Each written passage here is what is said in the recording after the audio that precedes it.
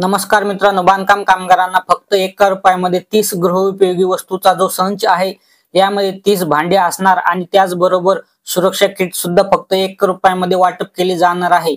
वाटप सुद्धा लवकरच सुरू होणार आहे। जे लाभार्थी बांधकाम कामगार म्हणून नोंदणी केलेली आहेत, ज्यांनी नोंदणी करणार आहेत अशा सर्व लाभार्थ्यांसाठी ही एक महत्त्वपूर्ण माहिती आहे। त्यांच्यासाठी नक्की हा व्हिडिओ तुम्ही शेवटपर्यंत पहा आणि पूर्वी चॅनलवरती नवीन आला असाल तर चॅनलला सबस्क्राइब करा आणि शेजारील बेल नोटिफिकेशनला क्लिक करा। चला तर मग व्हिडिओला सुरुवात करूया।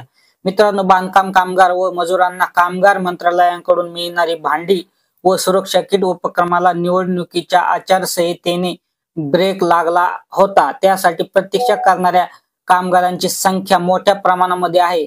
मंत्रिमंडळ स्थापनेनंतर भांडी व सुरक्षा किट वाटप होतील म्हणून मजूर व महिला यांचे लक्ष लागलेले आहे। आधी लोकसभा व आता विधानसभा अशा 2 आचारसंहितांमध्ये किट वाटप केले गेले नाही। किट घेण्यासाठी कामगारांना आधी ऑनलाईन नोंदणी करणे आवश्यक असल्याचे शासनातर्फे माहिती देण्यात ही आली होती आणि त्यांच्या माध्यमातून भरपूर असे लाभार्थी ऑनलाईन सुद्धा त्यांनी नोंदणी ही केली आहे। किट आणि संसार उपयोगी भांडी गोडांमधून पडलेले आहेत। मजूर मात्र त्यापासून वंचित आहेत। नवे कामगार मंत्री कोण होतील आणि निर्णय काय घेतील याकडे लक्ष लागलेले आहे। या संदर्भात शांतीलाल वर्मा भंडारपाल कामगार कल्याण विभाग यांनी माहिती दिली आहे की फक्त संभाजीनगर जिल्ह्यामध्ये 1,35,000 कामगारांची नोंदणी ही झालेली आहे। जवळपास 90,000 भांड्यांचे किट हे वाटप करायचे आहेत।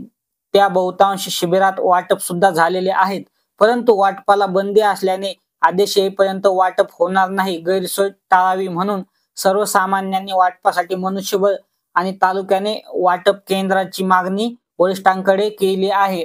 ज्या कामगारांना आतापर्यंत भांडी आणि सुरक्षा किट हे मिळाले नाहीत त्यांनी मात्र नवीन सरकारच्या माध्यमातून जे नवे कामगार मंत्री होतील त्यांच्या आदेशानंतर हे वाटप सुरू केले जाईल अशी माहिती त्यांच्या माध्यमातून ही देण्यात आलेली आहे। जेव्हा या संदर्भात आदेश येईल किंवा नवीन जो कामगार मंत्री होते त्यांच्याबद्दल संपूर्ण डिटेल माहिती आपण आपल्या चॅनलवरती घेणार आहोत। सर्वप्रथम आपण घेणार आहोत तर मित्रांनो, अतिशय महत्त्वपूर्ण ही माहिती आहे, कारण बांधकाम कामगार म्हणून तुम्ही जर नोंदणी केली असेल किंवा जे लाभार्थी बांधकाम कामगार म्हणून नोंदणी करणार आहेत यामध्ये कोण नोंदणी करू शकतं, फक्त 1 रुपयामध्ये नोंदणी कोणत्या ठिकाणी करता येणार आहे, नोंदणी करण्यासाठी तुम्हाला कोणते प्रमाणपत्र तुमच्याकडे असणे आवश्यक आहे, कोणकोणते डॉक्युमेंट लागतात, इमारत व बांधकाम कामगार कल्याणकारी मंडळ अंतर्गत ज्या काही योजना राबवल्या जातात या योजनेचा लाभ आपण कशा पद्धतीने